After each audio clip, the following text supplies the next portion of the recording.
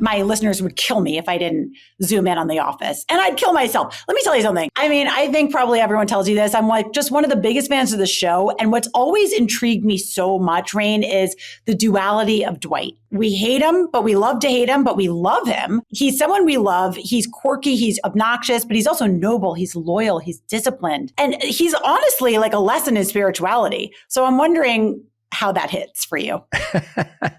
Well, it is a little bit odd. One of the things I start off the book Soul Boom with is like, why the hell is the guy who played Dwight writing a book on spirituality? In a lot of ways, I love that you're searching for a spiritual connection to Dwight. He's kind of the least spiritual human being I could know of, because everything for him is about kind of competition, getting ahead, kind of rules. He would only join a religion if it had a lot of really archaic rules, like some kind of really obscure, like Armenian Orthodox or something like that, where you ring a bell and light incense on the third moon or something like that. There's not a lot of compassion with Dwight, which is perhaps the main kind of component of spirituality, is compassion for others. But yeah, what an amazing journey to play him. I mean, I recently on the Soul Boom podcast, I was interviewing Whitney Cummings. That episode isn't out yet. And she said she loved Dwight so much because he cared.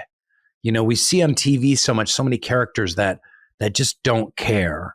They don't give a crap and they're apathetic. And there's a kind of a comedy in that of like not caring. But Dwight cared so passionately about everything, whether it was the coffee maker or the right sandwich or his car or a sales meeting. He passionately cares. And I do think that there is something spiritual about the kind of vulnerability that comes with caring so much. And I think that's why he's villainous in a lot of ways, but people love him because he cares so deeply. You harness yourself to that as the viewer.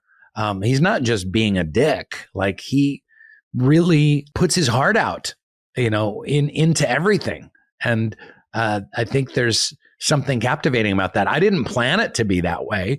I did know that in comedy, the higher the stakes are, the funnier things can be, especially when you have the stakes in a middling paper company. That starts to get really hysterical. Well, that's the whole point. Most of us are just floating through the day, surviving, going to work, doing the bare minimum, going home, searching for meaning. And here's this guy at a mid-level paper company in Scranton just being like, it's the assistant to the regional manager. Like, it mattered, you know? And I think you're right. I think Whitney's right.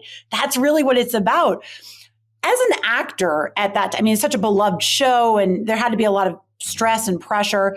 How did you bring your spirituality into every day? Like, what tools and techniques do you have a gratitude practice? You know, what did you do spiritual wise that kind of kept you able to perform your best? Well, I wouldn't say that I was very successful at bringing a spiritual practice into my work on The Office. I think that of necessity, the kind of loving collaboration that we undertook in making the TV show, the expression of creativity, joy, making each other laugh, improvising. I think that is a spiritual act in and of itself. I think just the making of art is a kind of prayer, and that is from the Baha'i faith, but I think that anyone can kind of relate to that. You're emulating the divine spark. And the show ended up being a great service to people. We didn't expect it to be a big service to people. We just wanted to make a funny show and, you know, pay off our student loans. But we ended up making a show that got a lot of people through COVID and through a lot of mental health issues and has brought a lot of solace and warmth to people's hearts. And that's amazing. What an honor it is to be a part of that. But I struggled a lot during The Office too. They say that the most stressful things in people's lives are listed like, number one, like death of someone close to you. Number two, like having to move, you know, divorce. But up near the top are moving, having a kid, and believe it or not, coming into a lot of money. So I came into a lot of money and a lot of fame. I had my kid who's now 19 and a half years old. My wife and I did, and we moved all at the same time. And it was incredibly dysregulating to come into that much fame that quickly. I was older. I was in my late 30s, early 40s when I got famous for Dwight. But, movie roles and ad campaigns and development deals, and it wasn't enough. And that was the odd spiritual test that I just wanted more. Like, why am I not getting more movies? Why am I not becoming a giant movie star? Why am I not making millions of more dollars? Why can't I have, XYZ, fill in the blank? I was greatly tested during those years. And it took me a while, till about halfway, 3/4 of the way through the office experience, when I calmed down and got some really good therapy and some good recovery work to kind of pull me through. So, and my life post the office has been incredibly tranquil and filled with a great deal of recovery and service and connection. I've learned a ton going through that. Being an unemployed, broke, desperate actor, as I spent a good part of my life, has its own challenges. And then coming into fame for me as this kind of like broken, anxious, nerdy kid from the Seattle suburbs who just wanted to be loved, all of a sudden getting to a point where you're playing a character and people are literally walking down the street going, I love you. I love you. And you're on the front of magazines and you're winning awards, and that can really mess with your head, because they don't really love Rainn Wilson. They don't. They love this character that I play. And because I pursued my craft and studied it hard and got pretty good at it, they liked me as an actor transforming into one character, Dwight. They don't much care about the dozens of other characters that I've played. They like this one.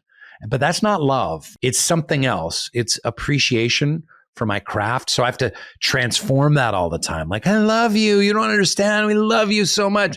No, you don't. You really don't. You really relate to this character, Dwight, and you appreciate my craft as an actor to transform into Dwight. That's what's going on. I don't tell people that, but that's the internal translation I have to give when I experience that. Makes perfect sense. I mean, mo money, mo problems. That is just it. And look, I grew up in Greenwich, Connecticut. I'm a horseback rider. I grew up around some of the most moneyed people, and they were some of the most miserable MFers you'd ever want to.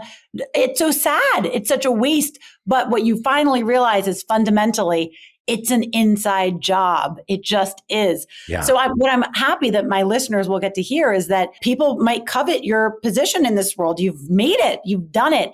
And the reality is the work is still yours to do. It's an inside job.